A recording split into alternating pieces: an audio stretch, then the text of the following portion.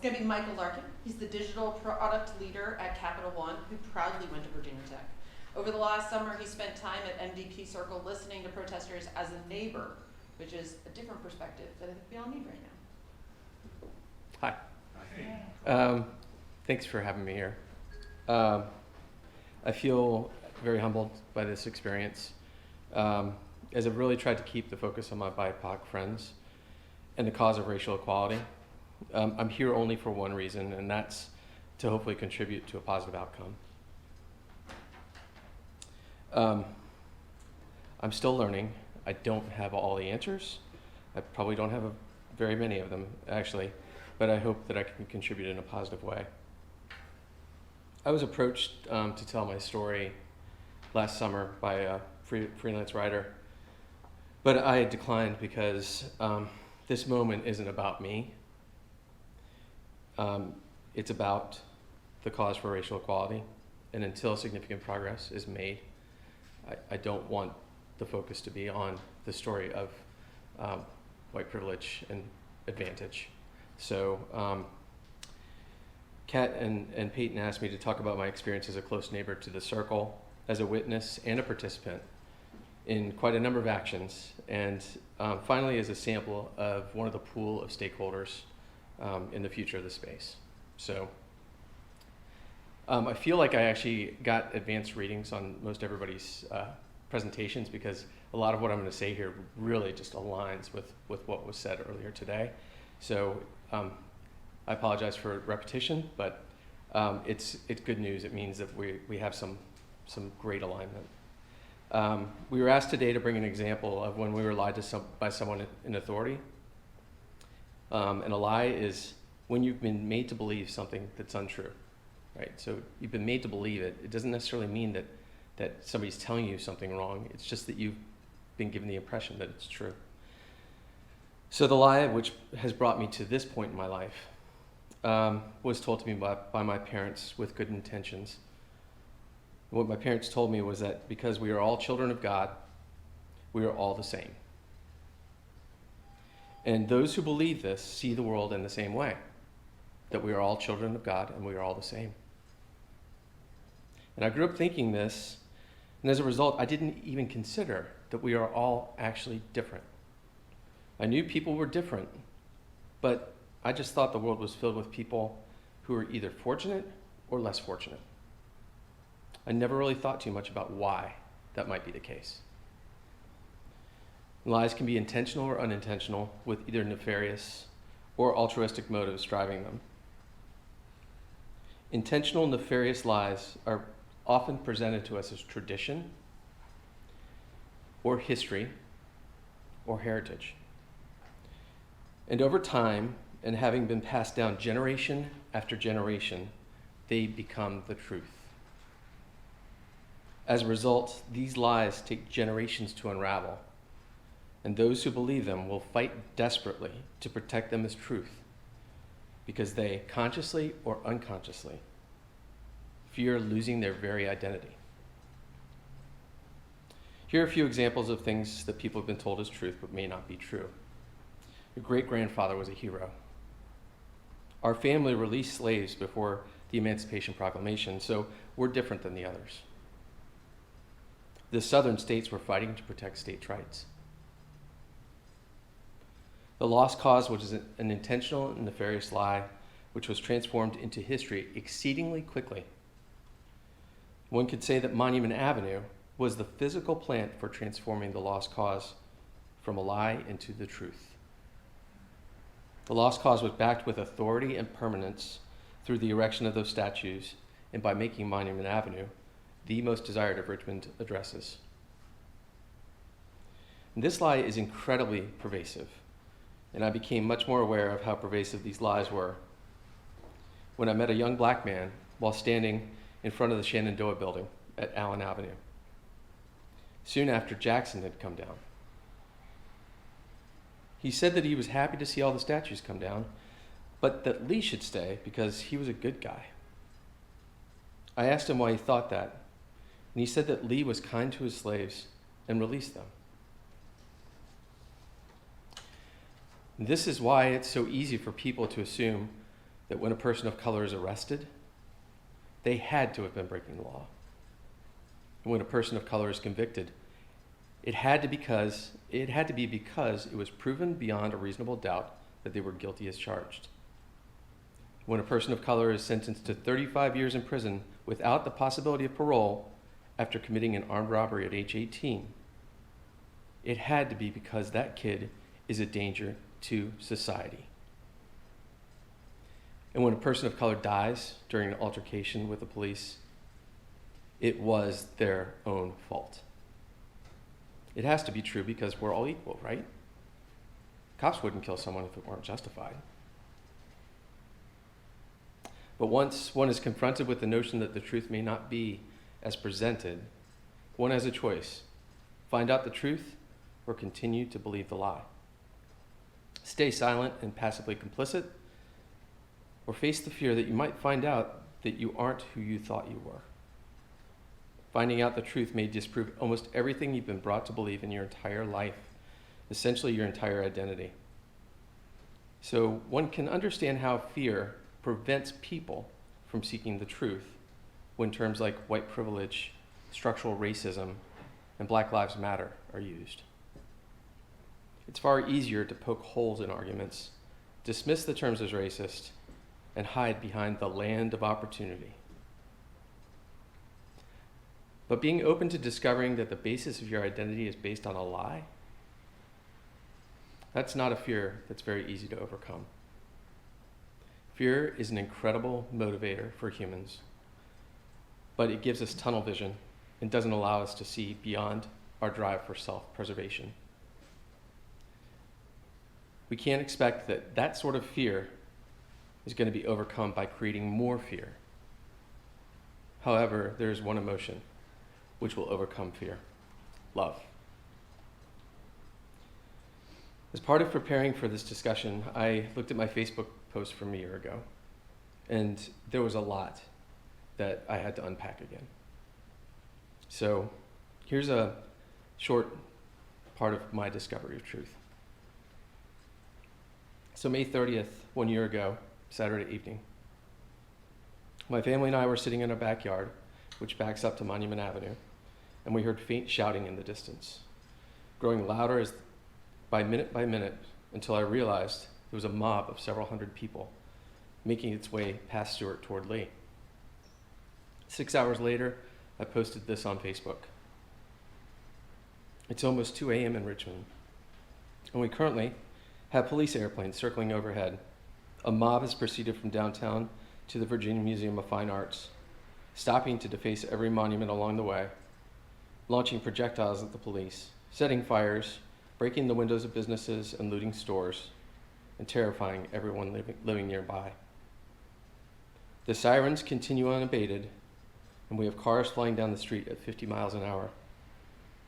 No, I cannot fully understand or begin to feel the anger and frustration that those who have been scared every day for almost their entire lives have felt.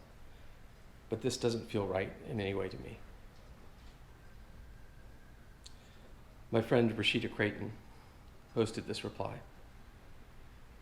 I am in a deep, indescribable pain because of the way Black people, my people, are disregarded as less than human in this country.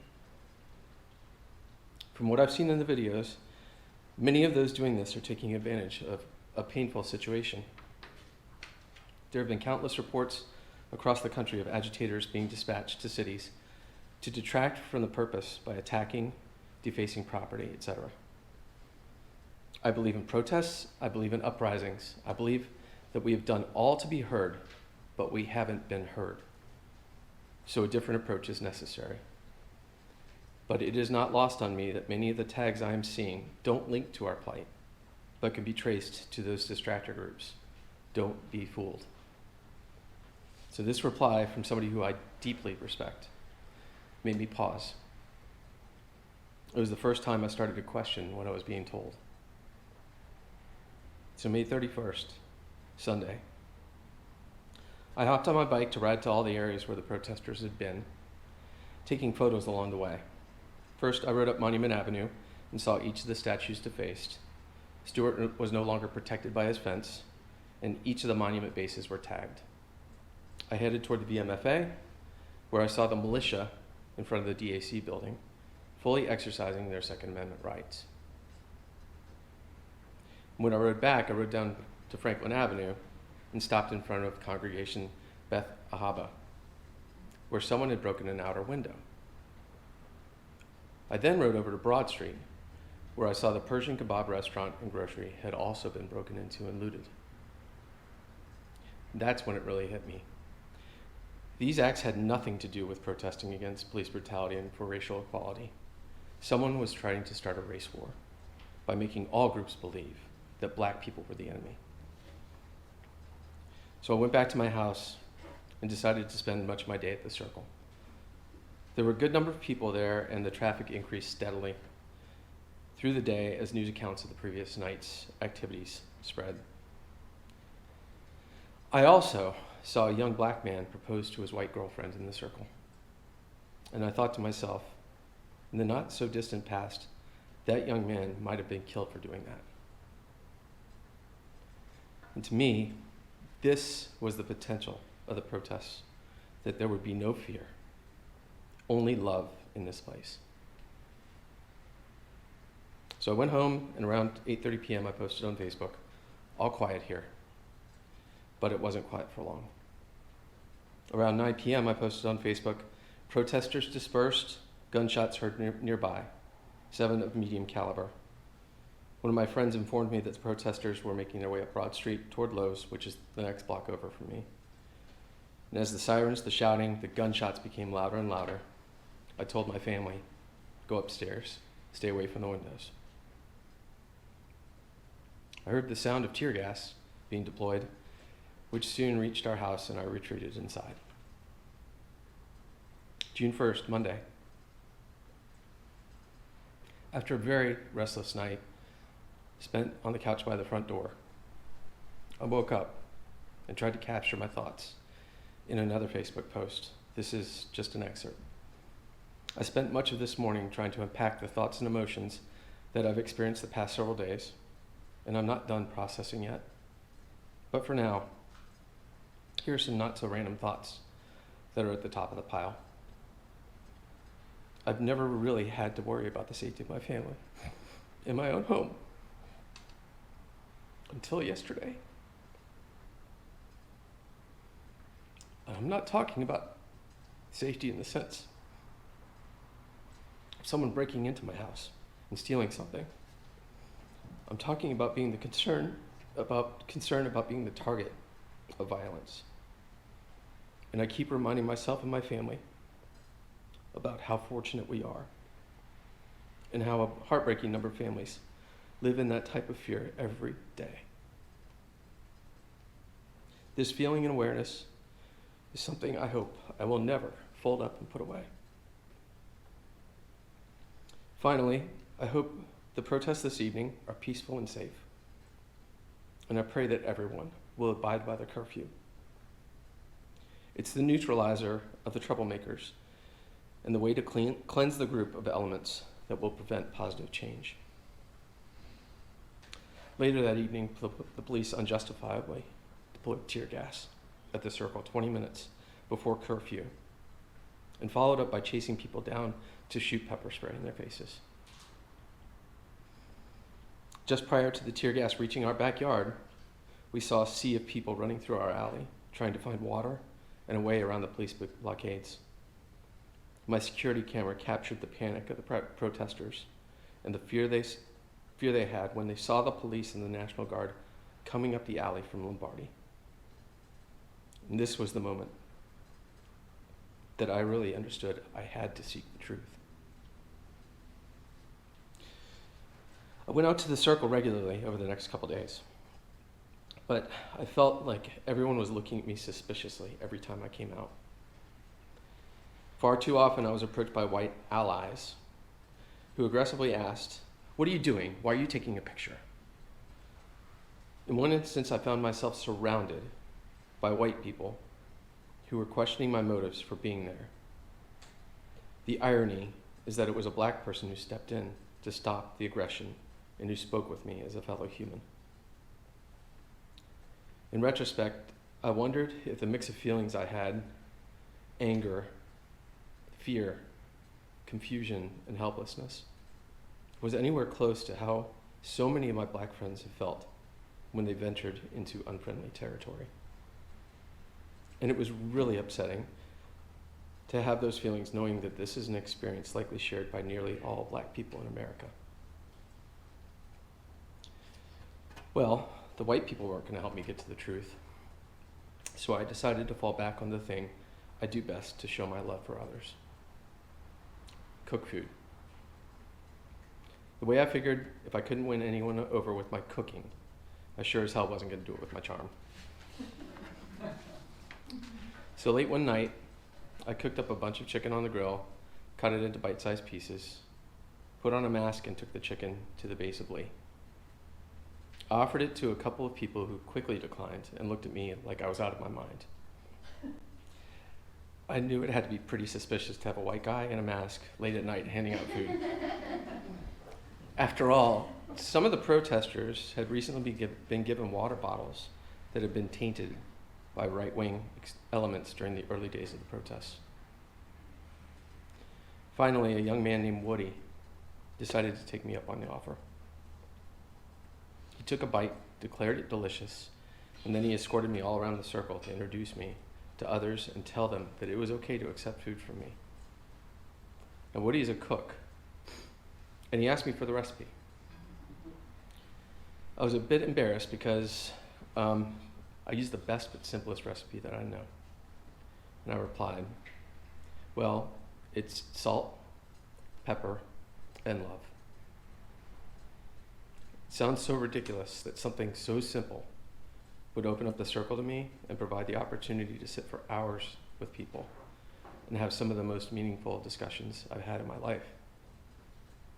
It was my need to seek the truth that brought me there, but it was love which actually opened the truth to me. I've deconstructed and rediscovered my own identity as a result of the people that I've met. And I've realized that the lie my parents told me is a lie only as long as I don't work to make it true. Kind of like Black Lives Matter isn't true until it is.